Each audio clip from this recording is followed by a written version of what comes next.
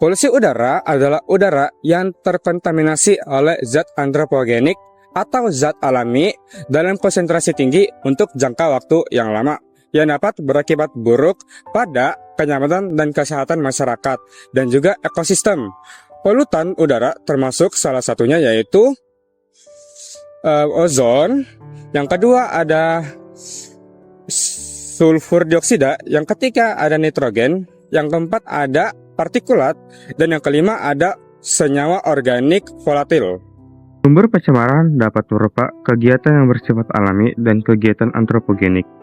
Contoh sumber alami adalah akibat letusan gunung berapi, kebakaran hutan, dekomposisi biotik, debu, spora tumbuhan, dan lain sebagainya. Sedangkan kegiatan manusia lebih banyak berkontribusi dalam sumber pencemaran udara, contohnya adalah aktivitas transportasi, industri, dan rumah tangga seperti pembakaran sampah. Polusi udara pada daerah Jabodetabek dapat memberikan dampak pada kesehatan manusia, lingkungan, dan juga ekonomi. Beberapa dampak utama dari polusi udara adalah pada gangguan kesehatan masyarakat, di mana partikel-partikel udara pada polusi itu dapat terhirup melalui saluran pernapasan dan juga aliran darah, di mana ketika terhirup pada saluran pernapasan akan mengakibatkan penyakit asma, bronkitis, dan juga ispa. Selain itu, partikel yang terdapat pada aliran darah dapat meningkatkan resiko penyakit jantung dan juga pembuluh darah. Setelah itu ada dampak pada lingkungan, di mana polusi udara dapat meningkatkan kerusakan lingkungan dan juga keanekaragaman hayati. Selain itu, polusi udara dapat mengakibatkan adanya asam hujan, di mana asam hujan ini sangat berakibat buruk pada kerusakan air, tanaman, dan juga tanah. Dampak selanjutnya dari polusi udara adalah dalam bidang ekonomi, di mana biaya kesehatan akan meningkat.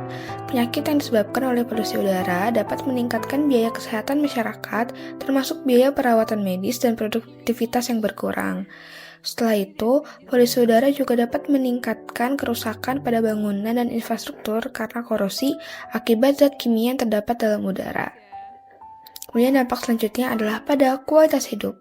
Polusi udara tentunya akan menyebabkan kualitas udara menjadi sangat buruk. Hal ini akan memberikan pengaruh terhadap kualitas hidup penduduk setempat.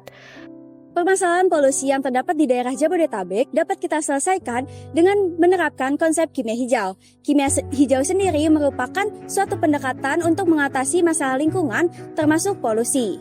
Hal ini melibatkan perubahan cara kita dalam mengelola, mengonsumsi, dan juga memproduksi sumber daya alam dengan fokus pada pengurangan dampak negatif terhadap lingkungan dan juga masyarakat.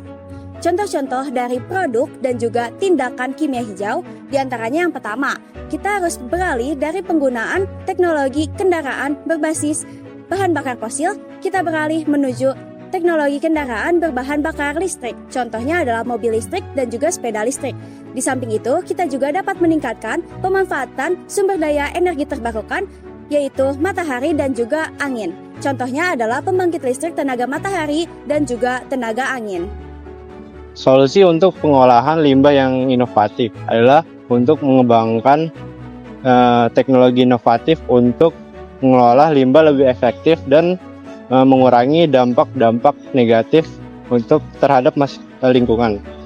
Salah satu produknya adalah produk daun ulang kreatif. Solusi pertanian berkelanjutan, mendukung pertanian yang ramah lingkungan dan berkelanjutan dengan mempromosikan produk organik dan mempraktikkan pertanian berkelanjutan. Contoh produknya adalah makanan organik.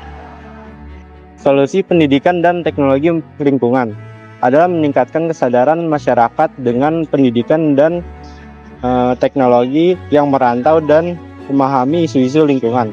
Produk salah satunya adalah aplikasi merantau lingkungan. Stop polusi. Stop polusi. Stop polusi. Stop polusi, Biru biru langitku, hijau bumiku.